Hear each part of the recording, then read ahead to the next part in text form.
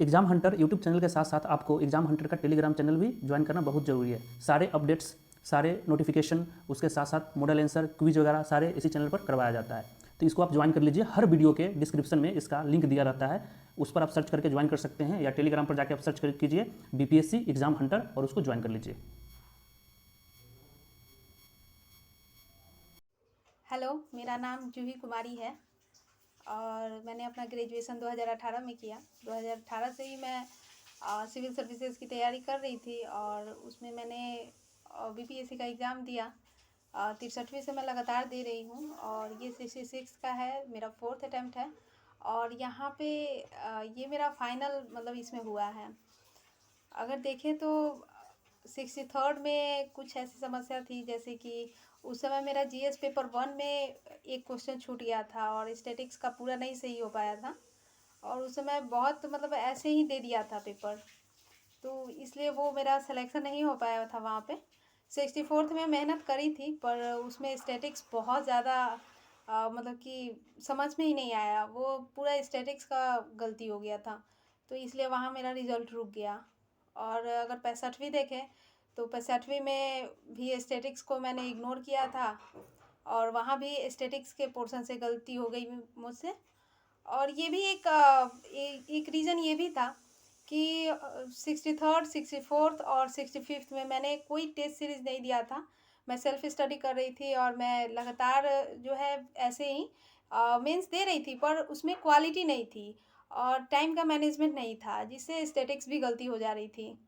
लेकिन 66 के जब मैं एग्ज़ाम हंटर चैनल के प्रोग्राम से जुड़ी थी और वहाँ पे 66 में मैंने मतलब कि वहाँ पे राइटिंग स्किल्स बहुत मेरी इम्प्रूव हुई थी और सर ने काफ़ी सपोर्ट किया था, जहाँ गलती था वहाँ बताते थे, काफ़ी मोटिवेट भी करते थे कि हाँ ये पोर्शन तुमने अच्छा लिखा है, अच्छे मार्क्स देते थे, तो एक मोटिवेशन मिलता था कि हाँ बाकी बच्चों से भी मैं कम्पीट कर सकती हूँ, भले ही मैं सेल्फ स्टडी कर रही हूँ। और 66 में मेरा सबसे इम्पोर्टेंट ये था कि मैंने टेस्ट सीरीज़ जॉइन किया और सर के टेस्ट सीरीज़ काफ़ी मतलब कि काफ़ी सस्ते भी थे और मतलब कि इतना ज़्यादा उसमें सर ने लिखाया कि जब रियल एग्ज़ाम में जब मैं बैठी तो मुझे लगा ही नहीं कि मैं रियल एग्ज़ाम दे रही हूँ, लग रहा था कि मैं टेस्ट सीरीज़ ही दे रही हूँ।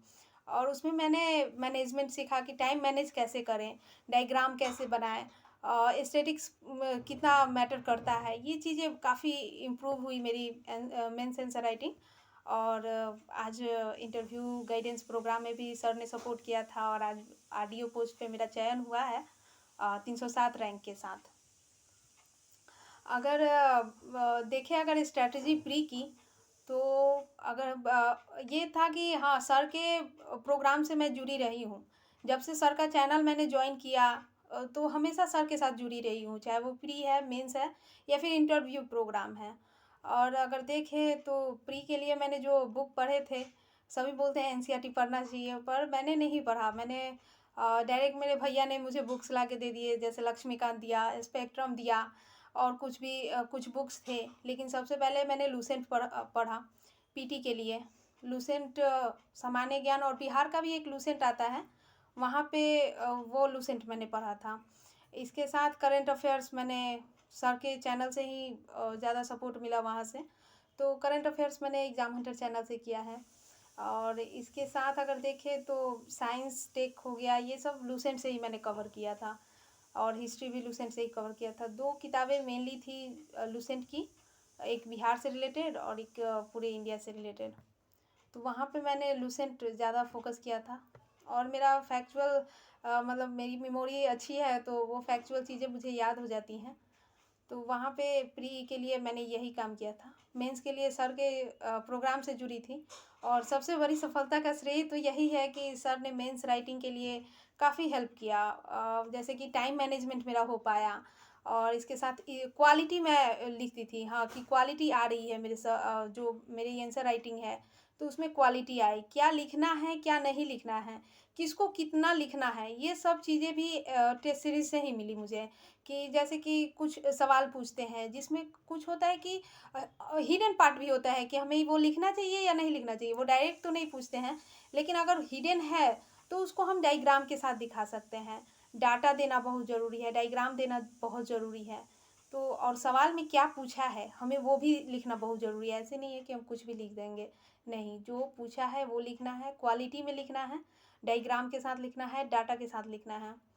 और ये सब चीज़ें सर ने बताई। टाइम मैनेजमेंट तो सबसे इम्पॉर्टेंट है, क्योंकि 65th में मेरा ये हुआ था कि मेरा ऑप्शनल पॉलिटिकल साइंस है और उसमें 45 मिनट में मैंने एक क्वेश्चन लिखे थे और लगभग 1.5 घंटा हो गया 2 क्वेश्चन लिखे और बाकी जो 1.5 घंटा बचा उसमें 4 क्वेश्चन लिखे।